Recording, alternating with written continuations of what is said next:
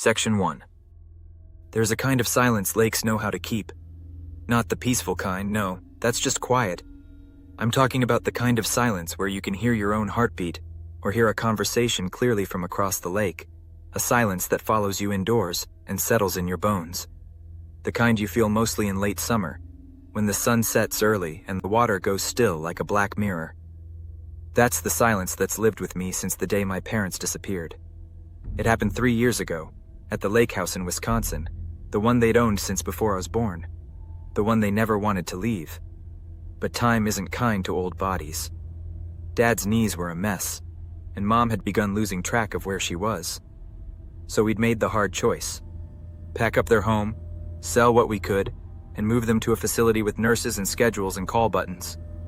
They didn't protest, but they didn't like it either. They moved like ghosts through the packing process, lingering over every object, turning the house into a museum of little farewells. The pontoon boat was already gone by then, sold the previous year. They'd said it was time, but I knew that boat had been their last taste of freedom. Summer afternoons drifting across the lake, beers in hand, fishing rods forgotten. It had been more than summer fun. It was their independence.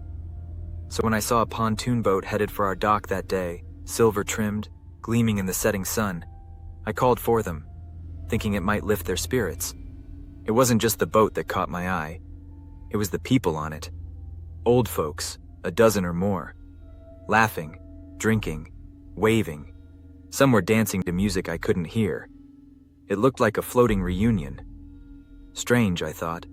Stranger still when I realized I recognized a few faces. Mrs. Delaney from church. Tom Holloway, who I thought had died last year. My parents appeared beside me.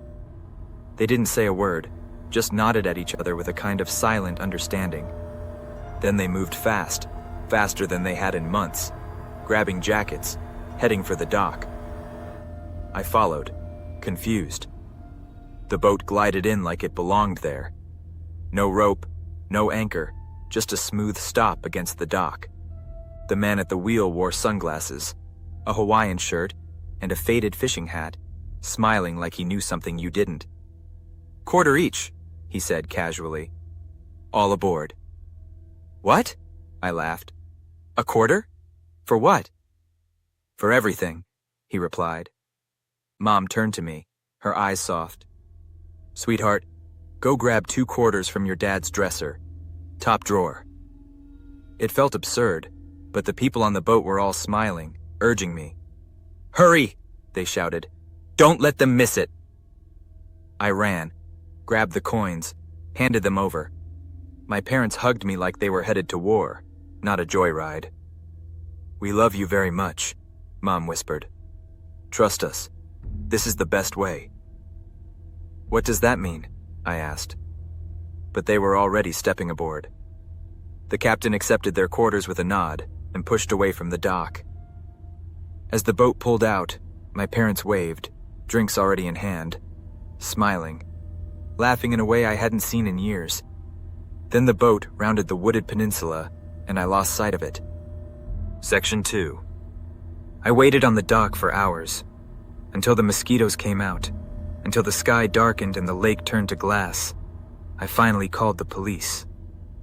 They treated me like a suspect, of course. No one disappears from a dock in broad daylight with witnesses. Divers searched the lake, drones, dogs. They scoured the woods, questioned neighbors, reviewed camera footage from nearby homes. Nothing. Not a single frame showed the boat. The questions turned sharp. Were your parents depressed? Any signs of dementia-driven behavior? Could they swim? I told them everything. About the boat, the laughing people, the strange captain, the quarters. That got me a trip to a grief counselor. He said I'd hallucinated the whole thing. Said it was my brain trying to protect me from trauma, but I knew what I saw. Section 3. I stayed at the lake house after the investigation fizzled out. It was supposed to be temporary, but the silence pulled at me. Something wasn't finished. Some nights, I'd sit on the dock and stare at the water until my vision blurred. Sometimes I swore I heard a motor in the distance, a thrum, but when I strained to hear, it would fade. One evening, my niece Anna came to visit with my sister Rachel. Anna had just turned 6. While Rachel cleaned up after dinner, I read Anna a book she'd brought, a colorful volume of Greek myths for kids. One story stopped me cold.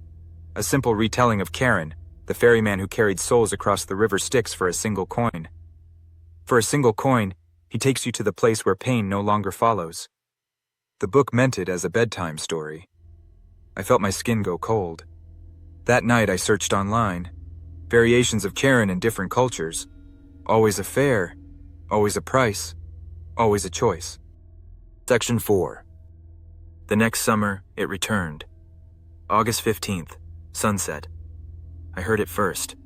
That familiar thrum. The mist rolled in fast, covering the lake like breath on a mirror. And then, there it was. The same boat. Same silver trim. Same people. And my parents. Still laughing. Still holding drinks. And not aged a day. I couldn't breathe. The captain looked at me, smiling. "You ready this time?" he asked. My hand was already in my pocket, gripping the coin I'd started carrying. Cold. Heavier than it should be. I stepped forward. But something stopped me. My father's face. He wasn't smiling anymore. He looked right at me, and his expression had changed. There was sadness there, and something like warning. The people around him laughed and drank, but he stood still, eyes locked to mine. Then Mom mouthed something. "No." I dropped the coin. It hit the dock and bounced into the water. The boat began to drift back into the mist, slower this time. And then it was gone. Section 5. That fall, I started asking questions. I found others. A woman named Mrs. Kraft told me her husband had vanished in 1997 in the same circumstances. "He said he was going somewhere better," she whispered. I almost followed. "Where do they go?" I asked. She stared past me. "Somewhere that feels like home. But it's not. You're not supposed to get on while you're still alive." I understood then. The boat didn't take you to heaven. It didn't take you anywhere. It kept you in a memory. A perfect lie wrapped in warmth and nostalgia. A place you wouldn't want to leave. But that's the trap. Section 6.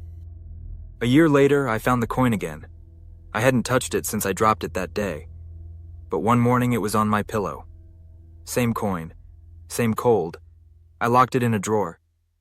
Just knowing it's still there haunts me. Anna is older now. 15. Sharp. A little strange like me. She visits sometimes, sketchbook in hand, headphones in, always writing.